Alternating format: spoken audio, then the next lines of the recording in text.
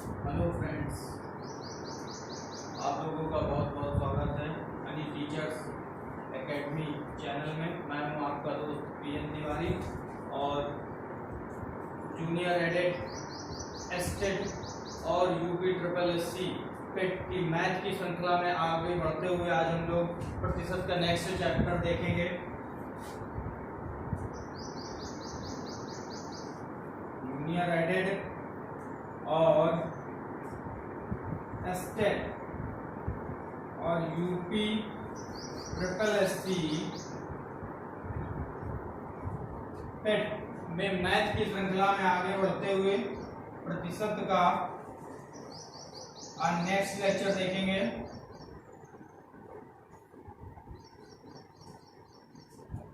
ठीक है,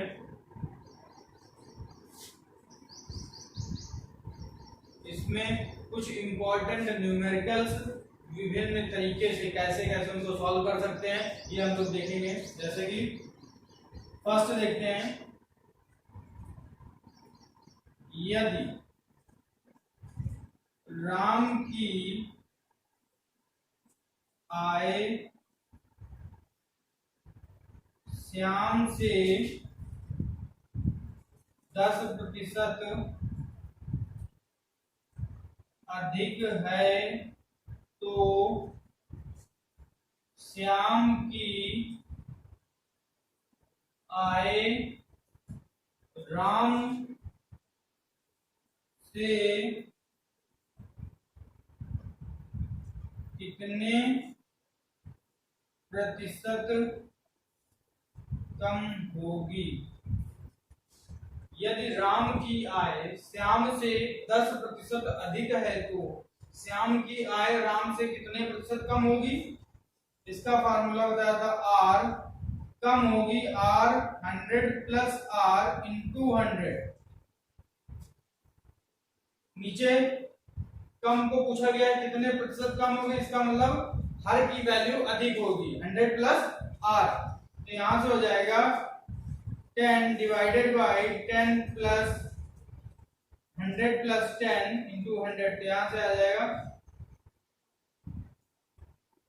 ये हो जाएगा 10 इंटू 100 डिवाइडेड बाय 110।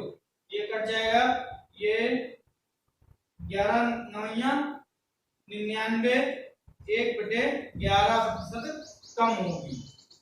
जो श्याम की आय है, श्याम की आय राम से कितने प्रतिशत कम होगी पूछा गया, तो यहाँ पे आ जाएगा 9 सही 1/11% कम होगी। ठीक है, इसी का नेक्स्ट देखते हैं।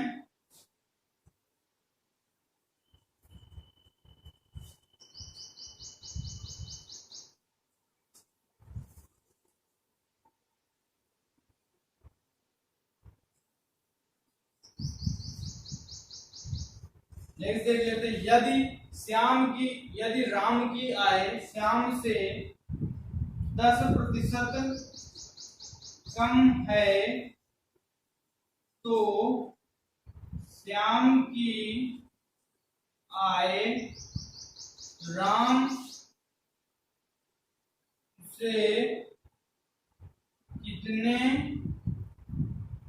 कितने प्रतिशत अधिक होगी। अब इसी का सेकंड फॉर्म है,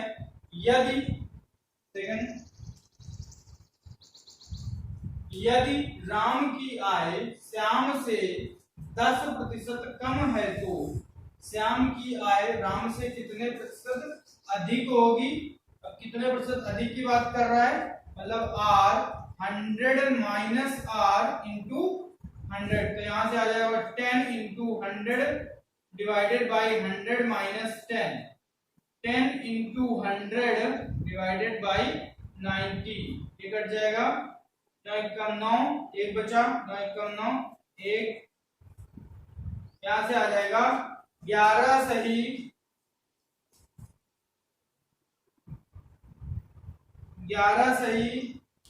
1/9%।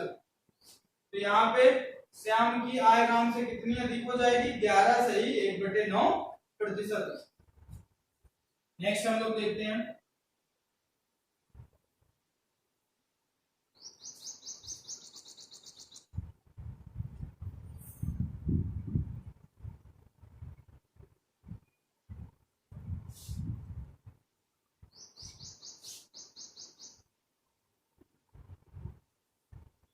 यदि राम अपनी आय का 40% भोजन, 20%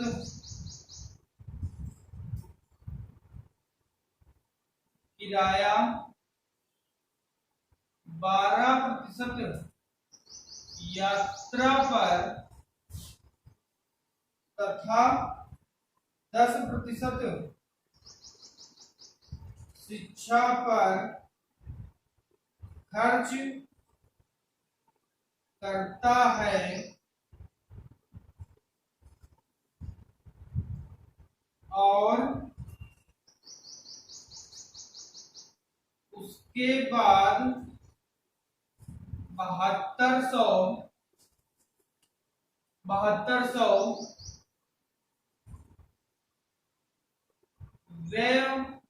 में से बचाता है, तो यात्रा पर कितना खर्च करता है।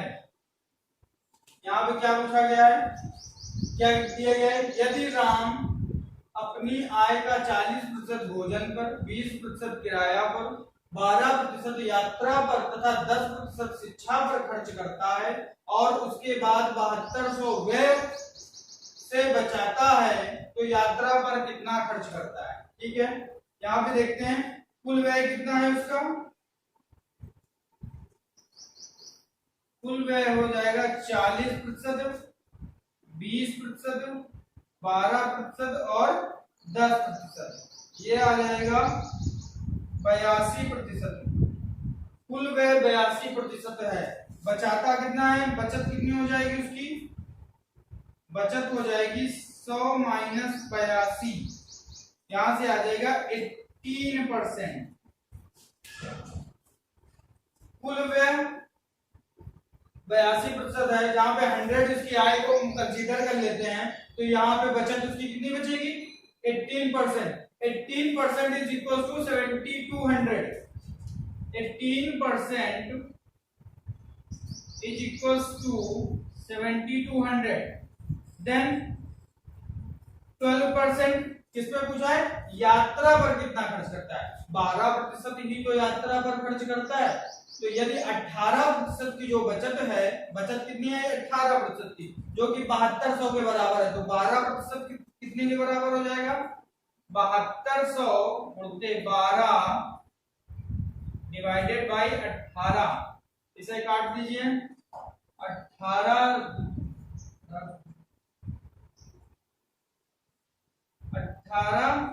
4 बार जाएगा, 18 चौक 72, तो ये हो जाएगा 12 चौक 48,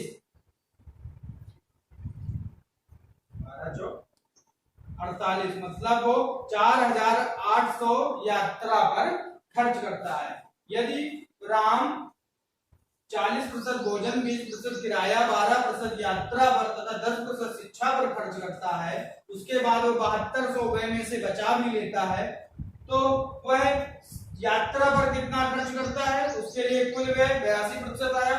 बचत कितनी है 18% की, जो बचत है हमारी वो 7200 के बराबर है, तो 12% कितने, यात्रा पर जो खर्च किया गया अमाउंट है वो 12% है, तो 12% कितने के बराबर हो जाएगा, 4800 के। ठीक है, नेक्स्ट अब देखते हैं।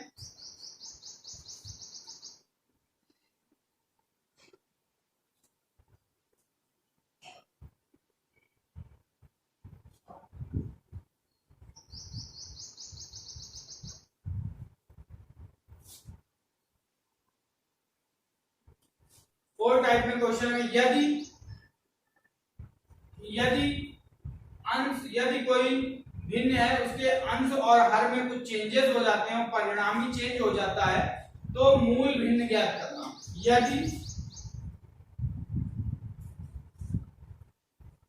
यदि मूल भिन्न के यदि मूल भिन्न के अंश पर 10% की वृद्धि और हर पर 20% की कमी कर दी जाए तो परिणामी भिन्न 5/8 हो जाती है। मूल भिन्न का मान बताएं।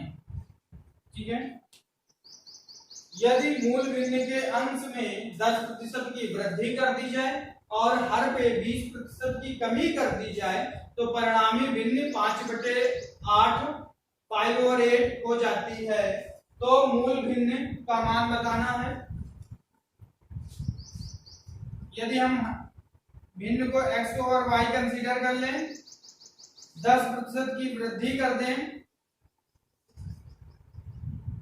इस पे क्या है 20% की कमी कर दी जाती है, तो 20 y का मान 5/8 हो जाता है।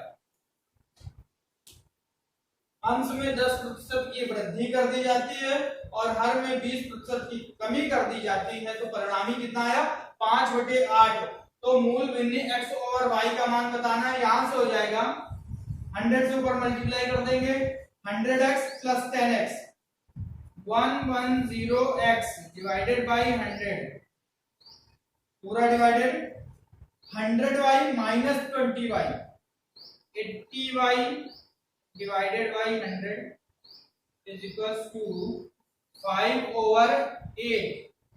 ठीक है, यहां से 100 से 100 कैंसिल हो जाएगा, यहां से आ जाएगा x/y is equals to 5/8 cross multiplication हो जाएगा। ठीक है, तो ये हो जाएगा ऊपर 80 डिवाइडेड बाई 110, ये इससे कैंसिल, यहां से आ जाएगा मूल भिन्न का मान 5/11। यदि किसी मूल भिन्न के अंश में 10% की वृद्धि और हर में 20% की कमी कर दी जाती है तो परिणामी भिन्न 5/8 हो जाता है। तो उसके मूल भिन्न का मान ज्ञात करना था। मूल भिन्न मान लिए x और y है, x अंश में 10% की वृद्धि कर दी प्लस 10/100x हर में 20% की कमी कर दी, y minus 20/100y is equal to 5/8। यहां से जब x और y की वैल्यू फाइंड आउट करेंगे तो आ जाएगी 5/11। ठीक है,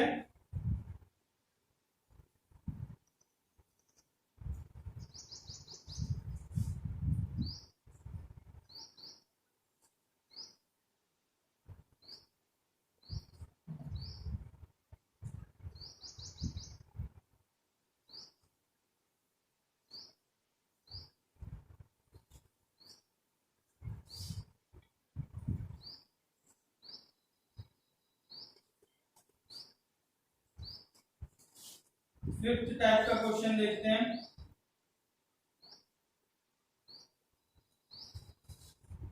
फिफ्थ टाइप में देख लेते हैं कुल परिणामी का क्वेश्चन।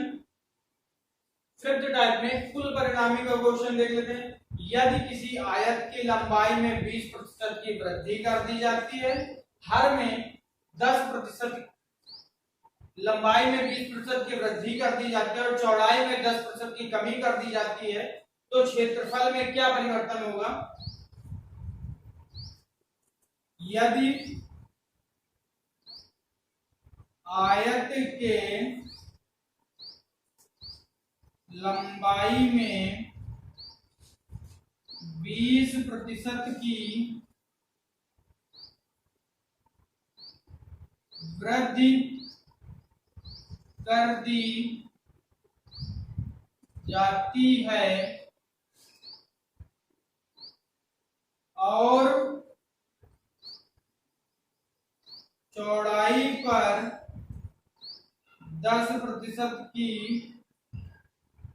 कमी कर दी जाती है तो आयत के क्षेत्रफल पर परिवर्तन ज्ञात करो। ठीक है, यदि आयत के लंबाई में क्या है 20% की वृद्धि है और चौड़ाई में 10% की कमी है तो क्षेत्रफल में परिवर्तन, हमने कुल परिणामी बताया था आपको कि x plus Y plus X Y over 100, जहां पे पॉजिटिव साइन वृद्धि के लिए और निगेटिव साइन कमी के लिए। तो यहां से 20% की वृद्धि हो रही 20, तो चौड़ाई में 10% की कमी हो रही माइनस का 10, फिर माइनस का 20 इंटू 10 डिवाइडेड बाई 100। इसको जब सॉल्व करेंगे 0 से 0 कैंसिल हो गए, ये हो जाएगा 12, 20 माइनस 12 8, या फिर कह सकते हैं 20 minus 12 is equal to 8%। 8% positive sign है तो ये क्या होगी, क्षेत्रफल में 8% की वृद्धि हो जाएगी, क्षेत्रफल में 8% की वृद्धि हो जाएगी। जो एरिया है आयत के उसमें 8% की वृद्धि हो जाएगी। नेक्स्ट टाइप का क्वेश्चन देख लेते हैं।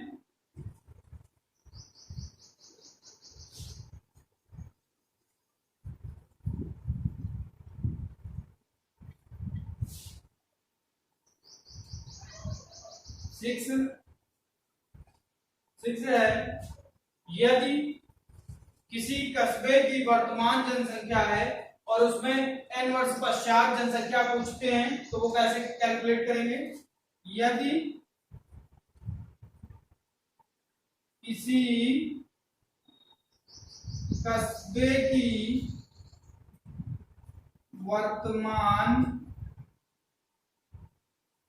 जनसंख्या 70,000 है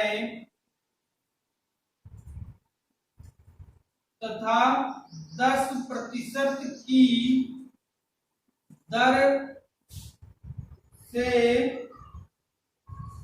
जनसंख्या वृद्धि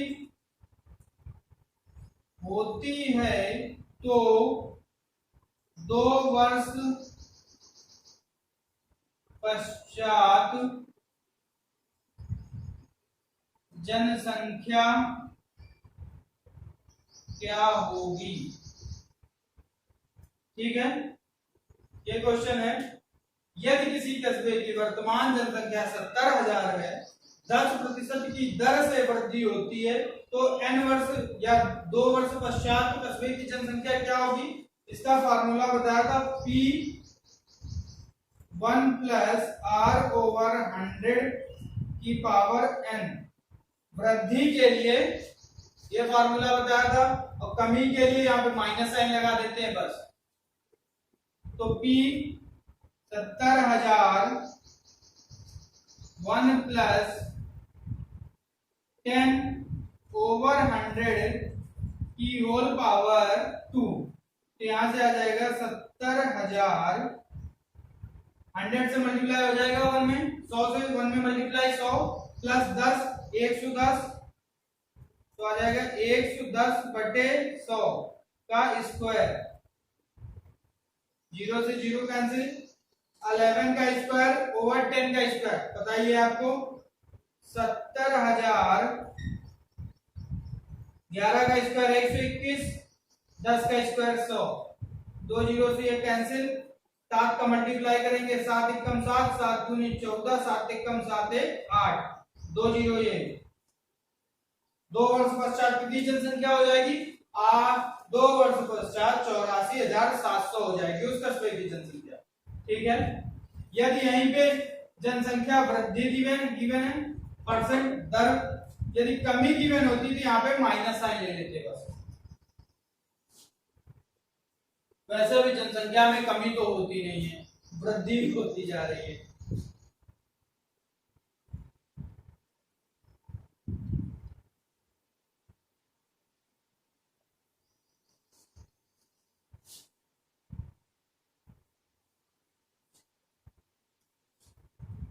नेक्स्ट देख लेते हैं 7।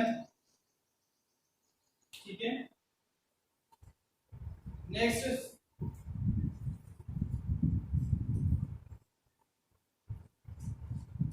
देख लेते हैं 7 टाइप। 7वां टाइप कौन सा है? नेक्स्ट टाइप, यदि चाय की कीमत में 10% की कमी कर दी जाती है तो, जैसे गिवन होता है कि किसी की कीमत में कुछ कमी हो गई तो जितनी कीमत में हम अभी तक 2 किलो सामान या कुछ केजी सामान खरीद रहे थे, अब उतनी ही कीमत में उसकी मात्रा में वृद्धि हो जाती है। तो उन क्वेश्चनों को कैसे सॉल्व करते हैं ये देखते हैं। यदि चाय की कीमत में 10% की कटौती हो जाने पर 2700 रुपए में 3 किलोग्राम अधिक चाय प्राप्त होती है तो घटी हुई दर ज्ञात करें।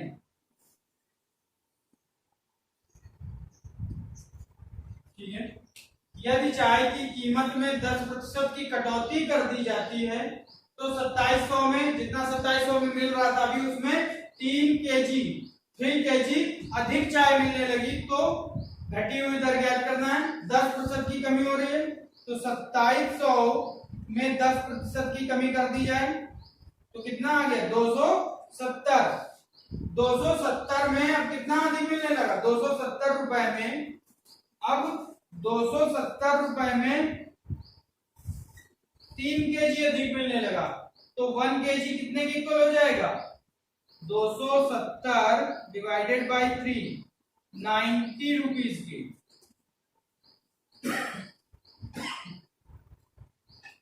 तो नई दर क्या हो जाएगी? अब चाय की नई दर 90 रुपए प्रति केजी, 90 रुपए प्रति किलोग्राम।